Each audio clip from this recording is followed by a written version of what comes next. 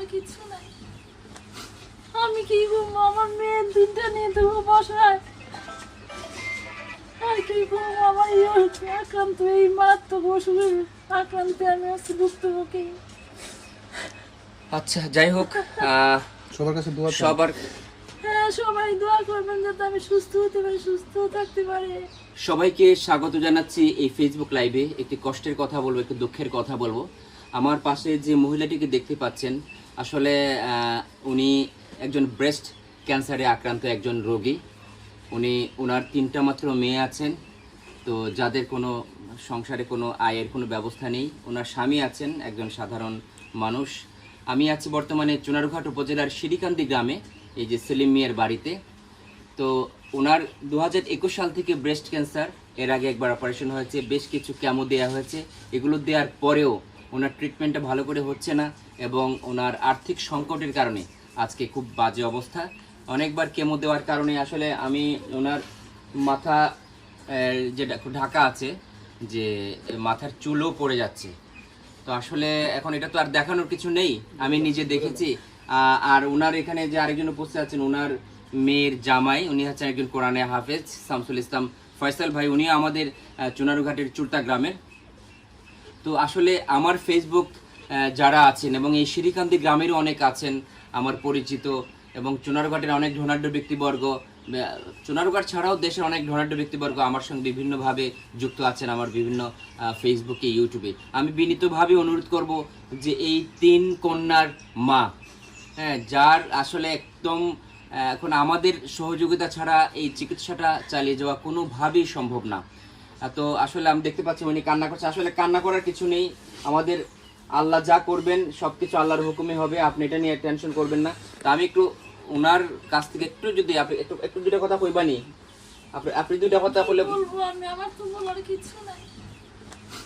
আমি কি করবো, আমার মেয়ের দুধটা নিয়ে দেবো বসায়, আর কি করবো? আমার আক্রান্ত, এই মারাত্মক অসুখের আক্রান্তে আমি আছি ভুক্তভোগী। আচ্ছা, যাই হোক, সবার কাছে দোয়া চাই। সবার হ্যাঁ, সবাই দোয়া করবেন যাতে আমি সুস্থ হতে পারি, সুস্থ থাকতে পারি। আল্লাহর কাছে কিছু শান্তি কামনা করতে পারি, এটাই, আর কিছু নয়।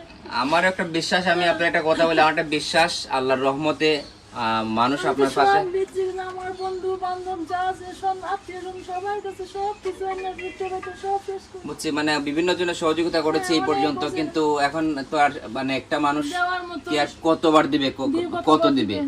এখন আমি যে ওনার মেয়ের জামাই, যার মাধ্যমে আমি প্রথমে এই খবরটা পেয়েছিলাম, চুরতা গ্রামের গাংধার গ্রামের শামসুল ইসলাম ফয়সাল ভাই, উনি একজন কোরআনে হাফেজ।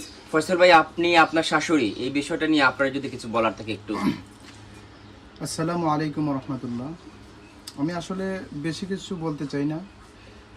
তো আমার একটা কথাই বলার, যে ওনার সবচেয়ে যে বড় বিষয়টা, উনি একদম খুব, আমার শ্বশুর একজন খুব অল্প আয়ের মানুষ। তো ওনার একার পক্ষে আমার শাশুড়ির যে সমস্যাটা, ওনার একার পক্ষে আর সম্ভব হইতেছে না।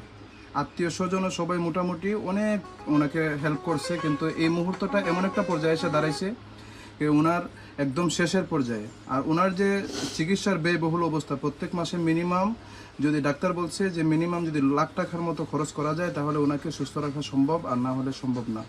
তো আমরা এখন একদম আর্থিক সংকটাপন্ন অবস্থায় দাঁড়াইয়া আপনাদের কাছে এবং সবার কাছে আমরা সব দিক দিয়ে হেল্প চাচ্ছি, সহযোগিতা চাচ্ছি এবং দোয়া চাচ্ছি। আল্লাহ তাআলা যেন আমাদের সব দিক দিয়ে আল্লাহ তাআলা হেল্প করেন।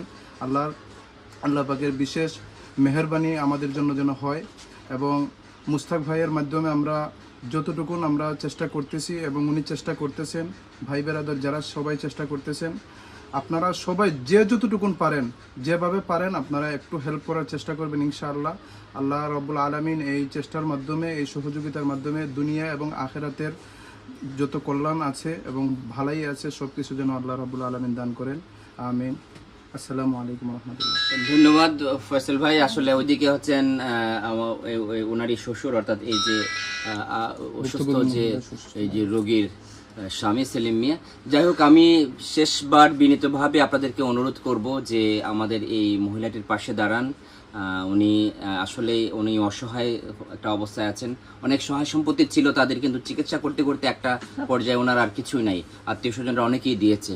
তো আমি বিনীতভাবে আমার যারা ফেসবুক ফ্রেন্ড আছেন আমি সবার কাছে আমি অনুরোধ করছি যে আপনারা ওনার পাশে দাঁড়ান, ওনাকে সহযোগিতা করেন।